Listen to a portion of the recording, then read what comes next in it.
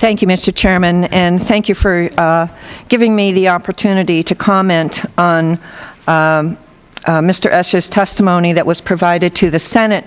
Mr. Esch is the Vice President of American Refinery in Bradford, which happens to be the oldest refinery in the United States.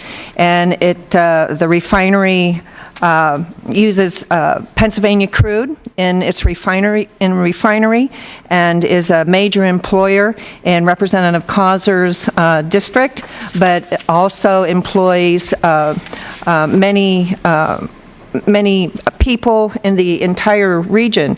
And certainly the refinery, because it does refine Pennsylvania crude, a lot of businesses are affected by that refinery in regards to employment. A lot of suppliers to the conventional, not necessarily the Marcellus, but the conventional oil and gas industry. And also, before I talk about Mr. Esch's testimony, I would like to say that I fully support Representative Causer's bill. I am a strong believer on this committee in equal opportunity, especially with the use of tax dollars. And I think all of us know on this committee that our state colleges do receive tax dollars for our community colleges. They are vital to our students in Pennsylvania, and so I believe that when 11 counties are without a community college and without access, as Representative Causer said, my constituents, I am also very close to the New York State border, access the community college in Jamestown, New York, because we have no community college in those 11 counties. So I believe this as an equal opportunity for our students in this region, and especially when we're looking at the use of taxpayer dollars. If you would look at Mr. Esch's testimony, and I'm pleased to kind of give a summary, but also read specifically some of his comments, where he talks about the breakthroughs that we have experienced in the last 2 decades. And he starts out with energy and how the Marcellus Shale has affected this state. With the revenue that we are seeing coming in because of the Marcellus Shale and the continued development of the Pennsylvania grade oil production, which is our conventional wells, the people who produce gallons of oil a day, not the big Marcellus oil and gas producers. So we have seen a growth in also, when we hear from the media, the coverage about oil and natural gas, the Marcellus, growth in renewable fuels, reduction of the import dependence, especially when we see the continuing conflict in the Middle East.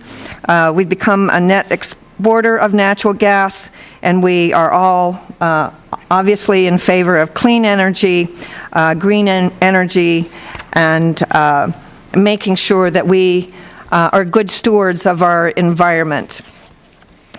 And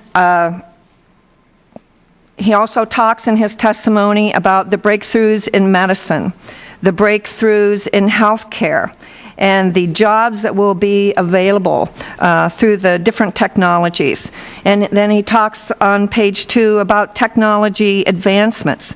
And in the last decade, he says, we've developed better biofuels, efficient solar cells, 3D screens on wireless mobile devices, cloud computing, social networking, medical implants, robotics.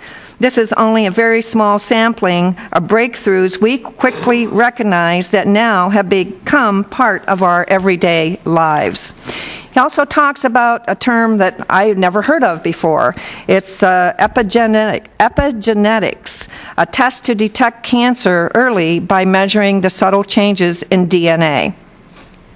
Talks about the applied technology in our in regard to careers and job opportunities. And then also on page 3, Mr. Esch outlines throughout the Commonwealth and the nation, there is a partnership coming together between business and education. This partnership has defined the next essential breakthrough, education, and urges each of us not to minimize the use of the word essential. We will see changes in curriculum. Certainly this committee just voted for online courses, changes in accessibility, where and how we deliver all levels of education, and we must see changes in affordability. We must reduce the need for remedial education. In the business world, reworking your product is defined as a cost of poor quality.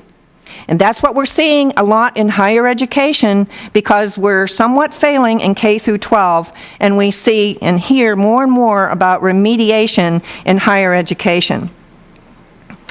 And the development of the recommended community system in our 11-county region will provide sustainability, and when I refer to sustainability, I meaning Mr. Esch, I mean it in the truest sense. The Regional Community College will provide our businesses and industries a sustainable workforce with the necessary skills to support profitable business growth and contribute to the economic well-being of our communities. For example, today's workforce is more mobile than at any other time in our history. Yes, today's workforce will follow the jobs, but more now than ever, our families consider other opportunities within a community and education, from early learning through post-secondary. Lifelong learning is a significant factor.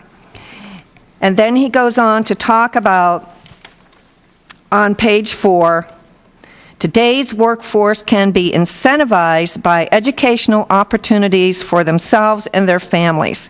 And he emphasizes 3 points. This regional community college will provide our business community with sustainable, skilled workforce.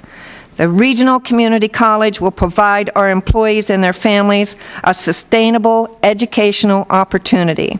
And the Regional Community College will support the overall economic sustainability of our rural communities and slow what some refer to as the brain drain.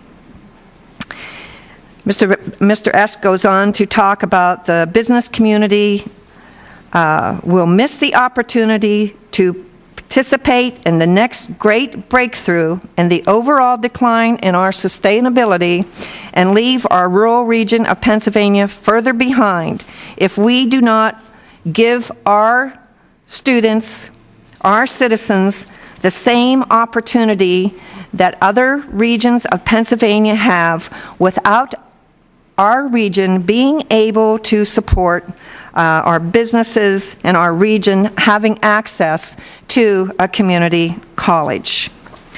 And then at the last paragraph on page 4, think about these facts. Our 11-county region is geographically the size of New Jersey, a population of 450,000 people, and no community college, as Representative Causer stated.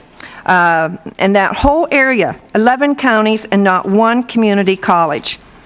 He says, I think it's important to point out that the American Refinery Group and all the many businesses of our region that struggle to be profitable provide family-sustaining jobs and contribute to the overall well-being of our communities.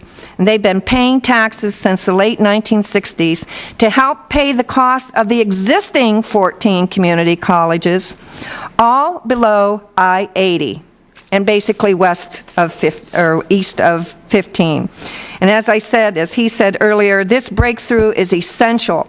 It is time to move this rural education initiative forward. It is time to access to a community college education in the 11 counties represented by the Educational Consortia of the Upper Allegheny and supported by SB 1000 and House Bill 1701. And he goes on to talk about statistics from the Department of Labor. I'm a very strong supporter, obviously, in Representative Causer's piece of legislation. Again, I believe it's about equal opportunity for those of us and our constituents who reside in those 11 counties in northwestern Pennsylvania. Thank you, Mr. Chairman, for allowing me the opportunity to share and summarize part of Mr. Esch's testimony.